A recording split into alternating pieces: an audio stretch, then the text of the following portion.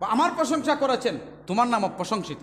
এই জন্যই আল্লাহর রসুলের নাম পৃথিবীর বুকে কেউ রাখে নাই, দাদা দাদি রাখে নাই, নানা নানি রাখে নাই, মা বাবা রাখে নাই। আমাদের সন্তানের নাম আমরা রাখছি না কি ভাই, কিন্তু আমার নবীর নাম রাখছেন আল্লাহ। সুবহানাল্লাহ বলেন। আমার নবীর নাম হচ্ছে দুইটা, জমিনে হলো মোহাম্মদ, আসমানে আহমদ। কোরআনুল কারীমের কথাটা আমার কথা নয়। আসমানে ছিল আহমদ, জমিনে মোহাম্মদ সাল্লাল্লাহু আলাইহি ওয়াসাল্লাম। এখন প্রশ্ন হইল, তো আল্লাহ পাক রব্বুল আলামিন প্রথম আয়াত নাজিল করেছেন ইকরা বিসমি রব্বিকাল্লাযী খলাক। প্রশ্ন হলো যে আয়াতটুকুন প্রথম পৃথিবীর বুকে জিবরাইলের মাধ্যমে আনয়ন করা হয়েছে, আল্লাহ বলতে পারতেন প্রথম আয়াত যখন নাজিল হয়েছে প্রথম আয়াত দিয়ে আমি কোরআন শরীফ শুরু করব। আল্লাহ বলতেছেন আমি প্রথম সৃষ্টি করছি আমার নবীকে, আমার নবীর জবান মুবারক থেকে যে শব্দটা বের হয়েছে ওই শব্দ দিয়ে কোরআনুল কারীম শুরু করবো। যদি কোন সুবহানাল্লাহ।